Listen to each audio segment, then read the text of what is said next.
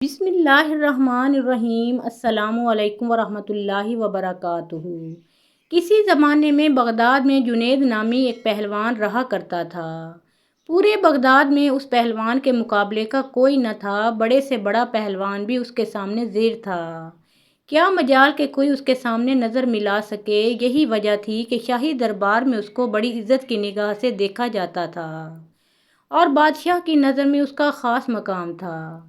ایک دن جنید پہلوان بادشاہ کے دربار میں اراکین سلطنت کے ہمراہ بیٹھا ہوا تھا کہ شاہی محل کے صدر دروازے پر کسی نے دستک دی۔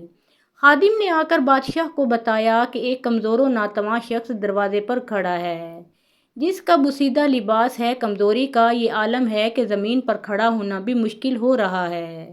اس نے یہ پیغام بھیجا ہے کہ جنید کو میرا پیغام پہنچا دو کہ وہ کشتی میں میرا چیلنج قبول کرے۔ بادشاہ نے حکم جاری کیا کہ اسے دربار میں پیش کرو۔ اجنبی ڈگمگاتے پیروں سے دربار میں حاضر ہوا۔ وزیر نے اجنبی سے پوچھا، تم کیا چاہتے ہو؟ اجنبی نے جواب دیا، میں جنید پہلوان سے کشتی لڑنا چاہتا ہوں۔ وزیر نے کہا، چھوٹا منہ بڑی بات نہ کرو۔ کیا تمہیں معلوم نہیں کہ جنید کا نام سن کر بڑے بڑے پہلوانوں کو پسینہ آ جاتا ہے؟ پورے شہر میں اس کے مقابلے کا کوئی نہیں، اور تم جیسے کمزور شخص کا جنید سے کشتی لڑنا تمہاری ہلاکت کا سبب بھی ہو سکتا ہے۔ اجنبی نے کہا کہ جنید پہلوان کی شہرت ہی مجھے کھینچ کر لائی ہے، اور میں آپ پر یہ ثابت کر کے دکھاؤں گا کہ جنید کو شکست دینا ممکن ہے۔ میں اپنا انجام جانتا ہوں، آپ اس بحث میں نہ پڑیں، بلکہ میرے چیلنج کو قبول کیا جائے۔ یہ تو آنے والا وقت ہی بتائے گا کہ شکست کس کا مقدر ہوتی ہے۔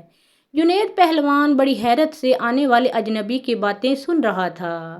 بادشاہ نے کہا، اگر سمجھانے کے باوجود یہ باضد ہے تو اپنے انجام کا یہ خود ذمہ دار ہے، لہٰذا اس کا چیلنج قبول کر لیا جائے۔ بادشاہ کا حکم ہوا اور کچھ ہی دیر کے بعد تاریخ اور جگہ کا اعلان کر دیا گیا، اور پورے بغداد میں اس چیلنج کا تہلکہ مچ گیا۔ ہر شخص کی یہ خواہش تھی کہ اس مقابلے کو دیکھے۔ تاریخ جوں جوں قریب آتی گئی، لوگوں کا اشتیاق بڑھتا گیا۔ ان کا اشتیاق اس وجہ سے تھا کہ آج تک انہوں نے تنکے اور پہاڑ کا مقابلہ نہیں دیکھا تھا۔ دور دراز ملکوں سے بھی سیاح یہ مقابلہ دیکھنے کے لیے آنے لگے۔ جنید کے لیے یہ مقابلہ بہت پراسرار تھا، اور اس پر ایک انجانی سی ہیبت طاری ہونے لگی۔ انسانوں کا ٹھاٹھے مارتا سمندر شہر بغداد میں امڑ آیا تھا۔ جنید پہلوان کی ملک گیر شہرت کسی تعارف کی محتاج نہ تھی۔ اپنے وقت کا مانا ہوا پہلوان آج ایک کمزور اور ناتواں انسان سے مقابلے کے لیے میدان میں اتر رہا تھا۔ اکھاڑے کے اطراف لاکھوں انسانوں کا ہجوم اس مقابلے کو دیکھنے آیا ہوا تھا۔ بادشاہ وقت اپنی سلطنت کے اراکین کے ہمراہ اپنی کرسی پر بیٹھ چکا تھا۔ جنید پہلوان بھی بادشاہ کے ہمراہ آ گیا تھا۔ سب لوگوں کی نگاہیں اس پراسرار شخص پر لگی ہوئی تھیں، جس نے جنید جیسے نامور پہلوان کو چیلنج دے کر پوری سلطنت میں تہلکہ مچا دیا تھا۔ مجمع کو یقین نہیں آ رہا تھا کہ اجنبی مقابلے کے لیے آئے گا، پھر بھی لوگ شدت سے اس کا انتظار کرنے لگے۔ جنید پہلوان میدان میں اتر چکا تھا۔ اس کے حامی لمحہ بہ لمحہ نعرے لگا کر حوصلہ بلند کر رہے تھے کہ اچانک وہ اجنبی لوگوں کی صفوں کو چیرتا ہوا اکھاڑے میں پہنچ گیا۔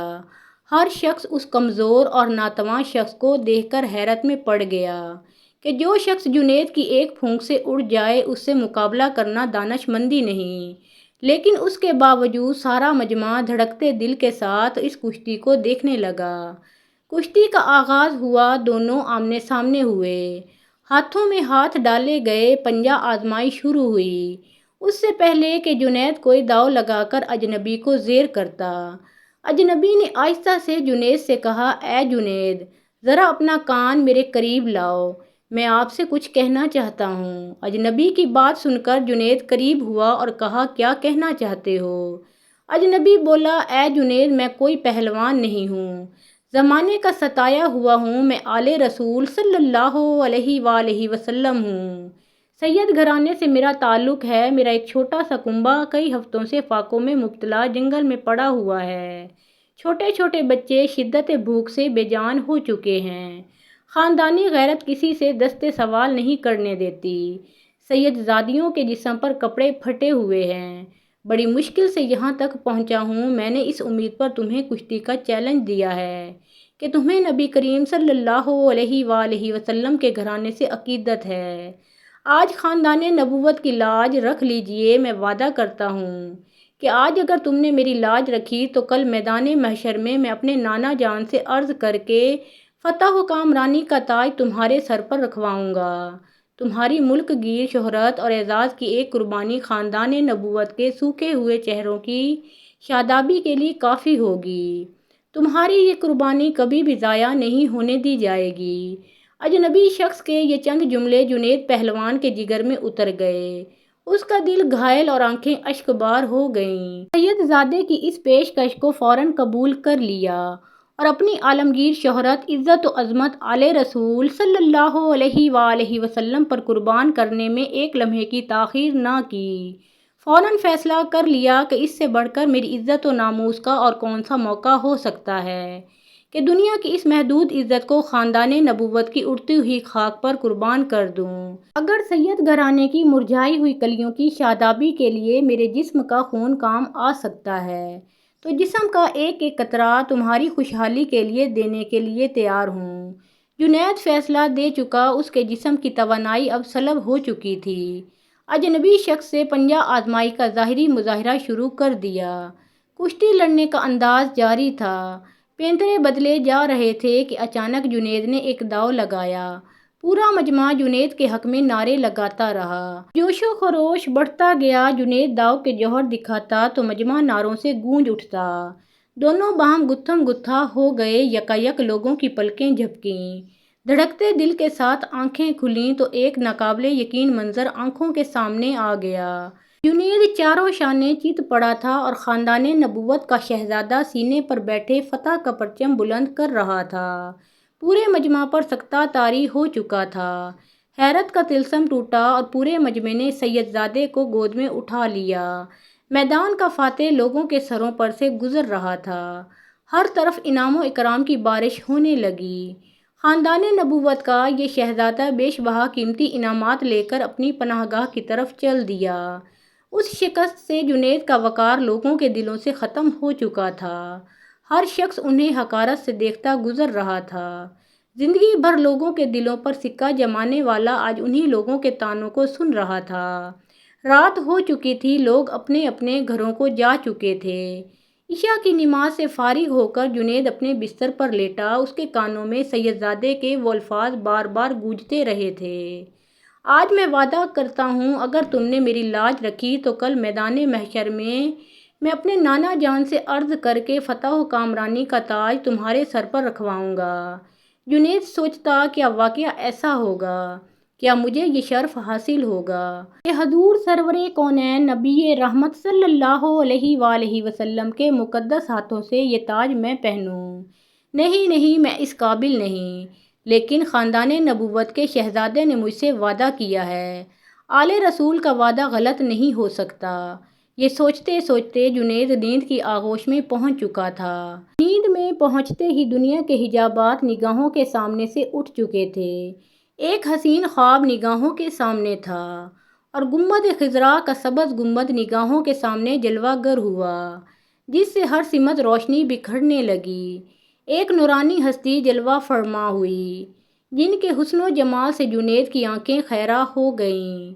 دل کیف و سرور میں ڈوب گیا۔ در و دیوار سے آوازیں آنے لگیں، الصلاۃ والسلام علیک یا رسول اللہ۔ جنید سمجھ گئے کہ یہ تو میرے آقا ہیں جن کا میں کلمہ پڑھتا ہوں۔ فوراً قدموں سے لپٹ گئے۔ حضور اکرم صلی اللہ علیہ وآلہ وسلم نے فرمایا، اے جنید اٹھو، قیامت سے پہلے اپنی قسمت کی سرفرازی کا نظارہ کرو۔ نبی زادوں کے ناموس کے لیے شکست کی ذلتوں کا انعام قیامت تک قرض رکھا نہیں جائے گا۔ سر اٹھاؤ، تمہارے لیے فتح و کرامت کی دستار لے کر آیا ہوں۔ آج سے تمہیں عرفان و تقرب کے سب سے اونچے مقام پر فائز کیا جاتا ہے۔ تمہیں اولیاء کرام کی سروری کا اعزاز مبارک ہو۔